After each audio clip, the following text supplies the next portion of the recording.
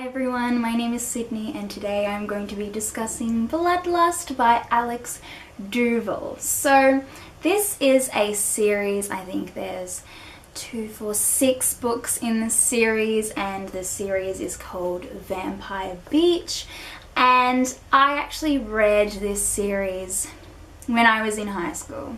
I think I was probably in maybe year 10 when I read them, and I just remember they were so much fun to read. They were fast paced and they were flirtatious and just really interesting to read at that time. So I thought, like, reminiscing back to that nostalgia of really enjoying these books, I thought, why not read them again, because I'm a bit more mature, and why not just see whether I would like them now being 21 years old. I finished reading the first book, Bloodlust, and I actually own the series that have 2 books in one. So Bloodlust is the first book, Initiation is the second book, Ritual is the third, Legacy is the fourth, the 5th is High Stakes, and the 6th is Hunted. So these 3 books, oh my goodness, these 3 books make up 6 books in total.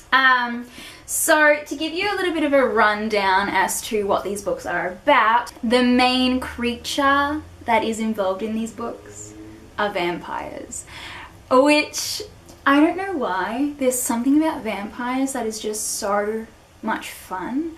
Like, I love fantasy. I love all kinds of things like witches, werewolves, vampires, everything.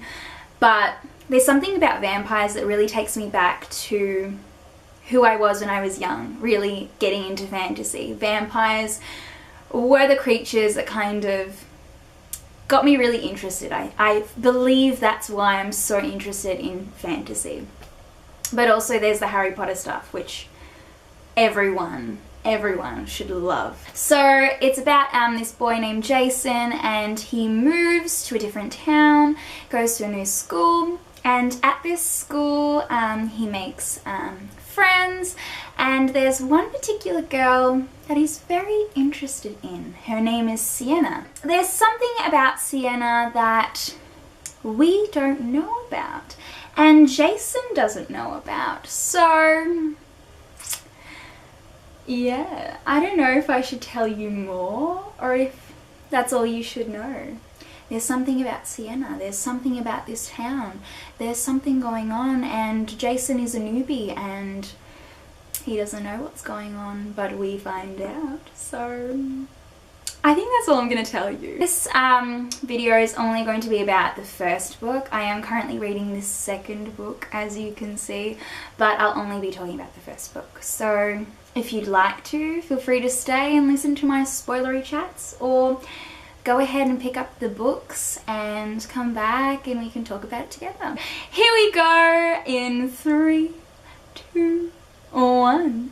So Jason, not Jason Derulo. It was nice to come back to him. I think it's really wonderful to read a book from the perspective of a guy, because there are a lot of books out there that I have read that have usually been from the perspective of a woman, and I really enjoyed this because it was from the perspective of Jason. So Jason's great, he's very attractive, and Sienna, who is a vampire, oh my god, what's gonna happen there? Because Jason so has a thing for her and Sienna so has a thing for him, but she's currently dating Brad, so it's like, girl, what you doing? What is happening? But very interesting. I actually honestly thought it was hilarious how they all found out about the vampires. Like, Jason's friend Adam, he just goes around filming people, goes around filming parties, just goes around with his camcorder filming random shit. And he was filming someone making out, which, why would he be filming that? But anyway, filming someone making out, goes and watches the tape, gets into this character of wanting to observe what's going on, and sees blood and sees these little marks on that person's neck, and automatically goes to the conclusion of, I think they might be vampires, which is kind of weird. Rereading this book, it was kind of odd that that's how Alex chose to, you know, show off that they are vampires. To have one of the main characters just straight off the bat go to, oh, they could be vampires. Like, in reality, if you didn't know vampires existed, would you go straight to that conclusion? Or would you, like, go to a different conclusion first? I kind of think that it was a bit too fast-paced, and especially the whole first book was very fast-paced, especially with all the things that happened. Like, there was a murder on the beach, and the fact that Jason was the one who found the dead body of Carrie, and just how they ended up finding out that it was Luke, and just that whole thing was really fast-paced, and then the book just kind of ended. It was very fast-paced, but in a way that's really good, because my attention is like straight on, like I couldn't stop reading it, which is really good.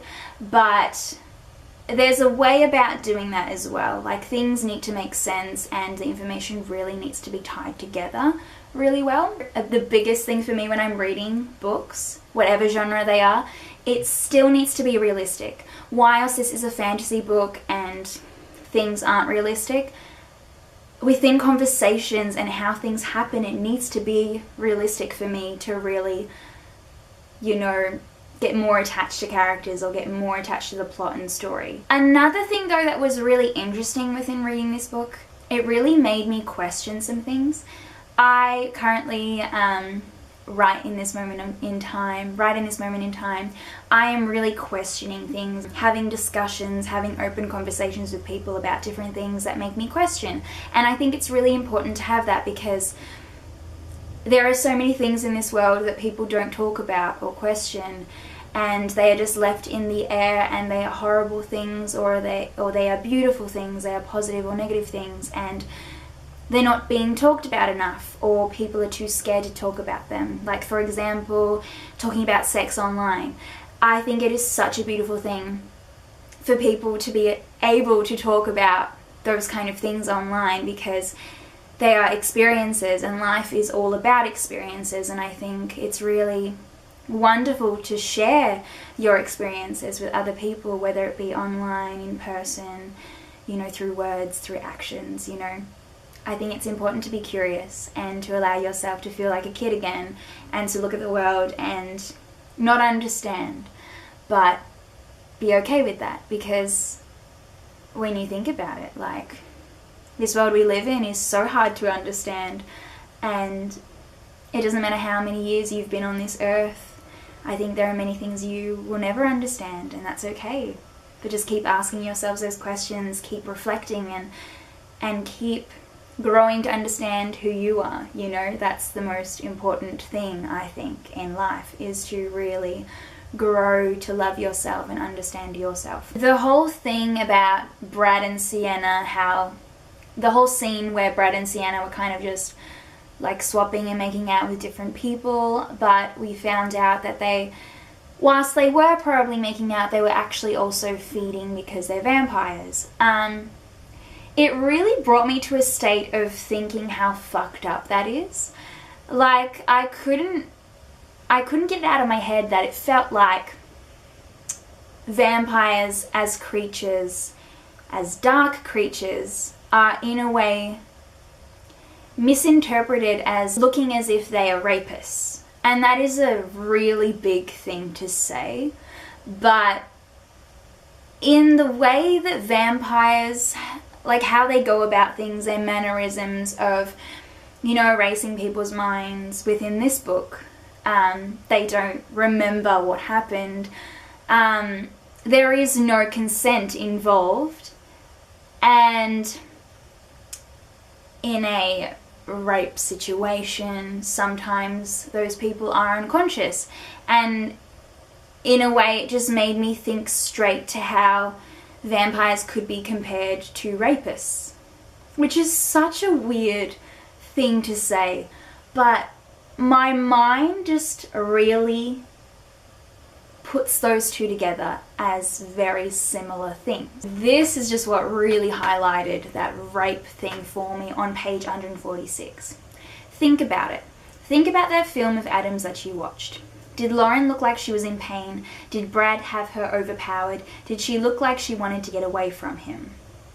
Jason pictured Lauren and Brad on the monitor. The truth was that Lauren had looked like she was having the best damn time of her life, but he wasn't ready to hear more rationalizations. So, yeah, that just opened up such a what the fuck question in my head. The fact that Sienna was like, did it look like she was in pain, like she was having a good time, blah, blah, blah, blah. Like, that's so fucked up. It's so fucked up. So another really interesting thing was the fact that vampires can shapeshift into other people. I forgot that that happened within these books, and I think that's a really interesting take on what vampires can do. So that was my review on Bloodlust by Alex Duval. If you've read this book, I would love to hear your thoughts on it, and if you haven't read this book, yet you watched my video, please tell me your thoughts on that rape vampire thing, because I don't know why, Vampires and Rapists, just there's something that connects it.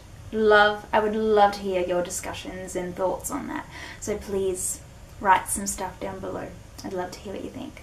But anyway, yeah, I hope you enjoyed this video, and I'll see you next time. As usual, bye!